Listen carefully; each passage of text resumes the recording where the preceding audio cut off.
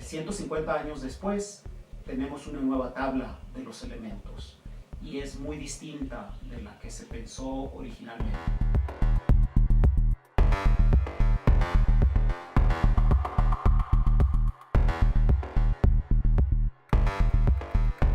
La gente pensaba que la materia, los ladrillos fundamentales de la naturaleza eran los átomos. Y se utilizó esta palabra, es una palabra muy antigua, es una palabra griega que significa indivisible, que fue propuesta por Demócrito y por Epicuro, maestros de Demócrito, que fueron los primeros en proponer que la materia estaba constituida por ladrillos fundamentales. Hace 150 años que un químico ruso, Dmitri Mendeleev, propuso clasificar a esos átomos, los átomos que hasta ese momento se conocían en la naturaleza. Y los empezó a clasificar en una tabla en la que él notó algunas características interesantes de los átomos. La llamó tabla periódica de los elementos. 150 años después tenemos una nueva tabla de los elementos. Está mucho más resumida en básicamente 12 elementos.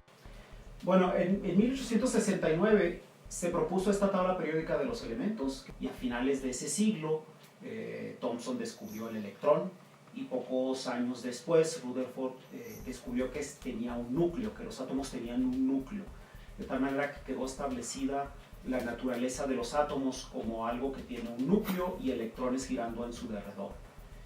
Poco tiempo después nos dimos cuenta de que ese núcleo estaba hecho de protones y de neutrones, y luego la gente consideró que los protones y los neutrones junto con los electrones eran los ladrillos fundamentales. Tanto que el protón tiene un nombre equivocado. El protón significa la primera partícula, como si fuera la partícula fundacional. Eso significaría protón.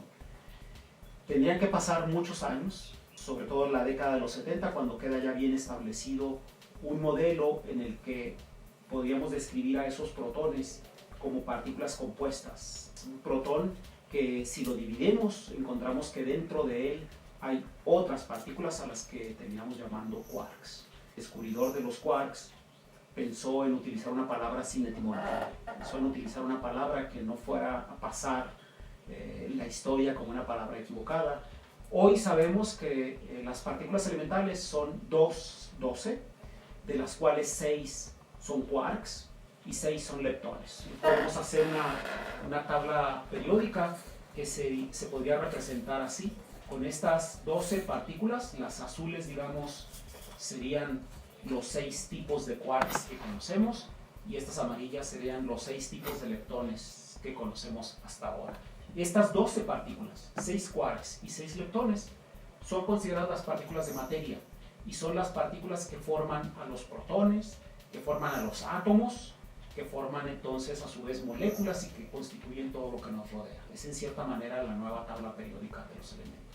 Pero estas partículas de materia les hace falta también incluir en esta tabla a otras 4 partículas que son consideradas las partículas de fuerza. No son específicamente partículas de materia, pero son las partículas que representan las interacciones. Entonces tenemos al fotón, que es la luz y que media la interacción electromagnética. Tenemos al gluón, que en inglés significa pegamento, glue, y que es lo que une a los quarks para formar a los protones. Tenemos al Z0, que es un tipo de fotón más pesado. Es como si fuera un fotón con todas las características del fotón, de ser neutro y de mediar un tipo de interacción que también el fotón media, pero que es una partícula mucho más pesada. Es 80, 90 veces más pesado que el protón. Y luego tenemos al W más y el W menos, que también es un mediador de la interacción electromagnética. Con estas partículas ya casi estaría completa la nueva tabla periódica de los elementos, pero tendríamos todavía la necesidad de explicar por qué estas partículas tienen masa. Se propuso la existencia de una nueva partícula, la que conocemos como Higgs, y que fue descubierta apenas hace unos años, en 2012, en julio del 2012, de tal manera que podríamos colocar aquí a la partícula de Higgs, la muy famosa en los medios de comunicación como la partícula de Dios. Desde el 2012 tenemos a esta tabla periódica de los elementos completa y sigue siendo válida. No sabemos todavía por cuánto tiempo más.